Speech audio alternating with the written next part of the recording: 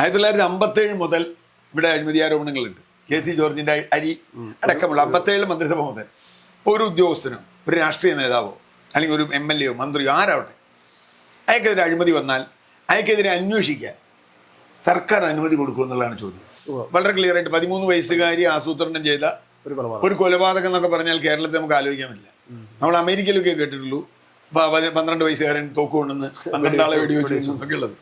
ഇവിടെ ഇപ്പോൾ അതുപോലും വരുന്നുണ്ട്. ഈ നമ്മുടെ മുഖ്യമന്ത്രിയിൽ നിന്ന് മറ്റു മന്ത്രിമാരിലേക്ക് വരുമ്പോഴത്തേക്ക് ആഭ്യന്തരമന്ത്രി രമേശ് ചെന്നിത്തലയുടെ നേതൃത്വത്തിൽ ഇപ്പോൾ നടന്നുകൊണ്ടിരിക്കുന്ന തൂഫാൻ പദ്ധതി എന്താണ് പറയാനുള്ളത്? ഗംഭീരമായ പദ്ധതിയാണ്. കാരണം കേരളത്തിലെ യൂത്തിനെ അടക്കം വലിയ തോതിൽ ബാധിച്ചിട്ടുണ്ട് മയക്കുമരുന്നെന്നറിയാൻ ഒരു ബുദ്ധിമുട്ടില്ല. നമ്മളിപ്പോൾ ഇരിക്കുന്ന വീട്ടിൽ നിന്ന് 1 കിലോമീറ്റർ ചുറ്റളവ് നിങ്ങൾ വൈകുന്നേരം ഒന്ന് നടന്നാൽ മതി. അതിരൂക്ഷമാണ് മയക്കുമരുന്ന്. അതിരൂക്ഷമാണെന്ന് ഇപ്പോൾ കണ്ടല്ലോ. 10,000-ൽ കൂടുതൽ ആളുകൾ അറസ്റ്റ് ചെയ്യപ്പെടുക എന്ന് പറഞ്ഞാൽ 10,000 ആളുകൾ മയക്കുമരുന്ന് ഉപയോഗിച്ചിരുന്നു എന്ന് സർക്കാരിന് ബോധ്യം വന്നുണ്ടല്ലോ. പക്ഷേ ഇതിലൊരു തകരാറ് എന്താ വെച്ചാൽ രാഷ്ട്രീയം കൊണ്ടുവരാതിരിക്കുക നല്ലത്. കോൺഗ്രസ്സുകാരനെ പിടിച്ചു, DYFIക്കാരനെ പിടിച്ചു, യൂത്ത് വേലക്കാരൻ, അതൊന്നുമില്ല ഇത്. കാരണം ഇവിടുത്തെ ഒരു പാർട്ടിയിൽപ്പെട്ട യൂത്തും ഭയങ്കരമായി രാഷ്ട്രീയവൽക്കരിച്ച ആളുകളൊന്നുമല്ല. സൗഹൃദങ്ങൾക്ക് രാഷ്ട്രീയമില്ല, ഒന്നുമില്ല. അപ്പോൾ എൻ്റെ കൂട്ടുകാരൻ MDMA ഉണ്ടെങ്കിൽ ഞാനത് മേടിക്കും, അല്ലെങ്കിൽ ഞാൻ കൊടുക്കും. അത് കോൺഗ്രസ് ആവാം, ലീഗ് ആവാം, CPM ആവാം, BJP ആവാം, ആരും വേണേയാവാം. കാരണം കേരളത്തിലെ യൂത്തിൻ്റെ ഒരു പൊതു സ്വഭാവമാണ്. ആ അർത്ഥത്തിൽ വ്യാപകമാകുന്നത് തടയുക എന്നുള്ളത് വളരെ പ്രധാനമാണ്. പക്ഷെ അതിൽ ഏറ്റവും പ്രധാനപ്പെട്ട കാര്യം എനിക്ക് തോന്നുന്നു ഇതിൻ്റെ സോഴ്സ് വെച്ച് തടയാൻ കഴിയുമെന്നുള്ളതാണ്. കാരണം അത് രമേശ് ചെന്നിത്തല പറഞ്ഞൊരു കാര്യം കറക്റ്റാണ്. കാരണം ഇത് കേരളത്തിൽ ഉണ്ടാവുന്നതല്ല, പുറത്തുനിന്ന് വരുന്നതാണ്. അപ്പോൾ പലതരത്തിലുള്ള എൻട്രികളുണ്ട് കേരളത്തിൽ. ആ എൻട്രികൾ എത്ര പിടിക്കാൻ കഴിയും? ഇപ്പോൾ റെയിൽവേ വഴി വരാം, ഫ്ലൈറ്റ് വഴി വരാം, മറ്റേ ബോട്ട് വഴി വരാം, ഇങ്ങനെയൊക്കെ വരാമല്ലോ. അപ്പം അങ്ങനെ വരുന്നതിനെ എങ്ങനെ നിങ്ങൾക്ക് തടയാൻ കഴിയും? ഒരുപക്ഷെ കേരളത്തിന് മാത്രമായിട്ട് അത് ചെയ്യാൻ കഴിഞ്ഞോണമെന്നില്ല. പക്ഷെ കേരളത്തിലേക്ക് വരുന്നത് പിടിക്കുക. ആ പദ്ധതിയെ സംബന്ധിച്ചിടത്തോളം വളരെ ഗംഭീരമായൊരു പദ്ധതിയാണ്. പിന്നെ ഒരു പ്രശ്നം എന്താ വെച്ചാൽ പഴയ ഉദ്യോഗസ്ഥന്മാരെ വെച്ച് തന്നെയല്ലേ ഇതൊക്കെ ചെയ്യണം, എല്ലാം ചെയ്തിരിക്കുന്നത്. അപ്പോൾ ഈ ഇവർക്ക് ഗൂഗിൾ പേയിൽ പൈസ വാങ്ങിയിരുന്ന എക്സൈസുകാരുണ്ട് എന്നാണ് നമ്മൾ കേട്ടിട്ടുള്ളത്. അല്ല, അതൊക്കെ നമ്മുടെ സിസ്റ്റത്തിന്റെ ഭാഗമാണ്. അപ്പോൾ അവരെ വെച്ചിട്ട് വേണ്ടത് ചെയ്യാൻ. അപ്പൊ അതിന്റെ ബുദ്ധിമുട്ടുണ്ടോ? അല്ല, അത് കൂടാതെ തന്നെ ഇപ്പൊ വിസിൽ എന്ന് പറയുന്ന ഒരു പ്രോഗ്രാം ഉണ്ട്, വിജിലൻസിന്റെ നേതൃത്വത്തിൽ നടക്കുന്നതാണ്. അതിനെ കുറിച്ച് എന്താണ് പറയുന്നത്? അല്ല, വിസില് തെളിഞ്ഞു വരണുള്ളൂ.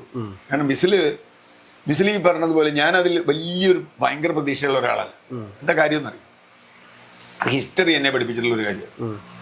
രാഷ്ട്രീയ നേതാക്കന്മാർ അഴിമതി കേസിൽ പെട്ട് ശിക്ഷിക്കപ്പെടുക എന്നുള്ളത് വളരെ വളരെ അപൂർവമാണ്. ഈ പ്രബുദ്ധ കേരളത്തിൽ ഒരു ബാലകൃഷ്ണപിള്ള മാത്രമേ ഇതുവരെ ജയിലിൽ കിടന്നിട്ടുള്ളൂ.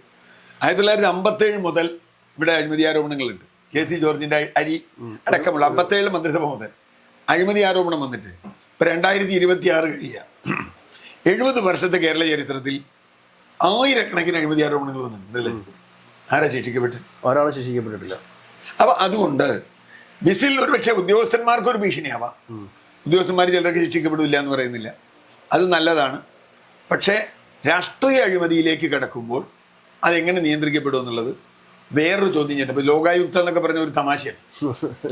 ഞാൻ ലോകായുക്തയിൽ 10 പ്രാവശ്യം പോയിട്ടുണ്ട്. തമാശയാണ്, പലർക്കെതിരെയും പോയിട്ടുണ്ട്.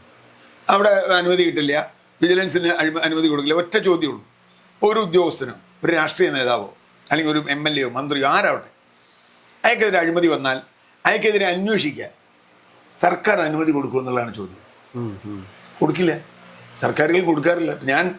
ഞാൻ പേരൊന്നും പറയുന്നില്ല, ഒരു വൈസ് ചാൻസലർക്കെതിരെ ഞാൻ പോയിട്ടുണ്ട്, 2 ജില്ലാ കളക്ടർക്കെതിരെ ഞാൻ പോയിട്ടുണ്ട്, ഒരു മൈനിങ് ആൻഡ് ജിയോളജി ഹെഡിനെതിരെ പോയിട്ടുണ്ട്, ഇതിലൊക്കെ പോലീസുകാർക്കെതിരെ പോയിട്ടുണ്ട്. ഒറ്റ കേസിലും സർക്കാർ ഇവരെ ഇത് അന്വേഷിക്കാൻ അനുമതി കൊടുക്കില്ല. വിജിലൻസ് ജഡ്ജി ഇങ്ങനെ നോക്കിയിട്ട്, നീലകണ്ഠൻ സാറേ ഇത് നമുക്ക് നടക്കുമെന്ന് തോന്നുന്നില്ല, അനുമതി നിങ്ങൾ വാങ്ങിക്കൊണ്ടെന്നാൽ ഞാൻ വരാം, കേസ് കൂട്ടി അവിടെ വയ്ക്കും. വിജിലൻസ് കേസ് 1 ഇഞ്ച് പോവില്ല. അപ്പം ഓക്കെ, ആകെയുള്ളൊരു കാര്യം ഇത് വ്യാപകമാവുമ്പോൾ കുറച്ച് അഴിമതി കുറഞ്ഞാൽ ജനങ്ങൾക്ക് അത്രയും നല്ലത്. ചെറിയൊരു ഭയം ഉണ്ടാവും ഉദ്യോഗസ്ഥന്മാർക്ക്. അത്രയും ഞങ്ങൾ അതുകൂടാണ് ഒരു ഓപ്പറേഷൻ ഗ്രിപ്പ് എന്ന് പറയുന്നത് ഗുണ്ടകളെ അമർച്ച ചെയ്യാൻ വേണ്ടിയിട്ടുള്ളതാണ്. ഇപ്പോൾ ഒരുപാട് ഗുണ്ടകളെ കാപ്പ കേസിൽ പിടിച്ച് അകത്തിട്ടിട്ടുണ്ട്.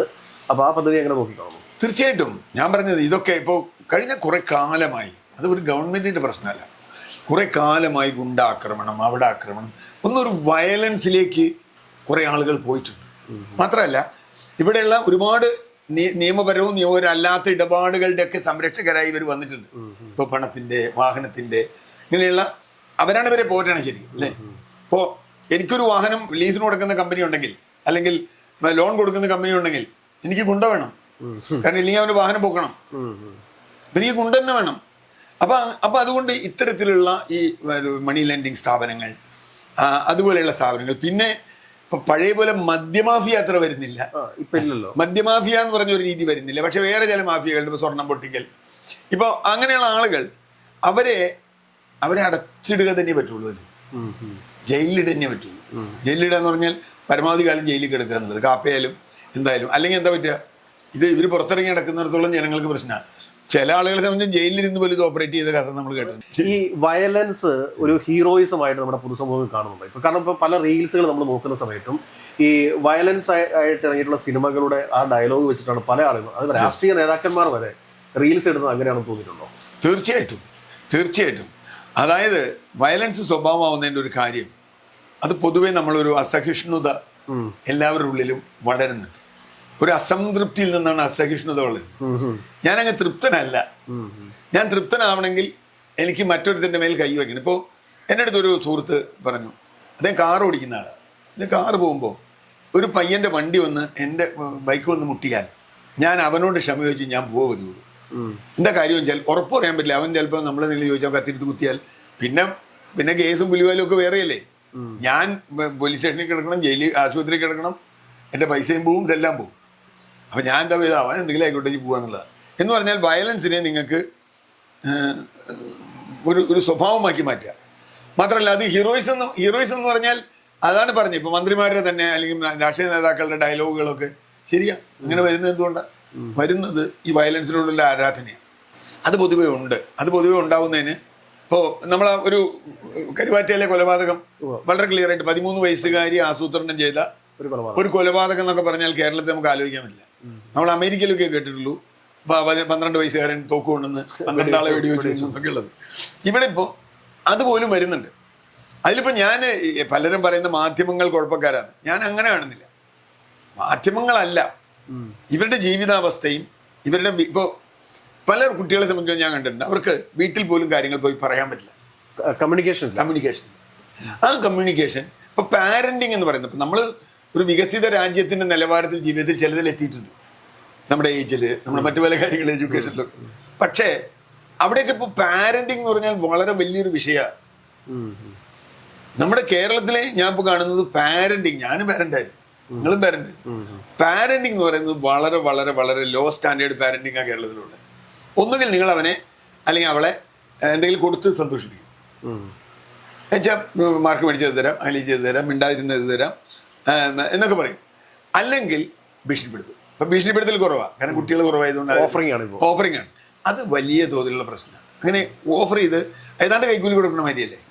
തീർച്ചയായിട്ടും നീ ഇത്ര മാർക്ക് മേടിച്ചാൽ നിനക്ക് ഇത് തരാം, നീ ഇത് മേടിച്ചാൽ നിനക്ക് ഇത് തരാം എന്നുള്ള അതല്ല അതിന്റെ രീതി. അങ്ങനെയല്ല. ഈ ഓപ്പറേഷൻ ഗ്രിപ്പിലൂടെ ഇങ്ങനെ ഗുണ്ടകളെയൊക്കെ പിടിച്ച് അകത്തിടുന്നതോടുകൂടി പൊതുസമൂഹത്തിന് വലിയൊരു മെസ്സേജ് കൂടിയല്ല പോകുന്നത്. തീർച്ചയായിട്ടും. അല്ല, അതാണ് ഞാൻ പറഞ്ഞത്.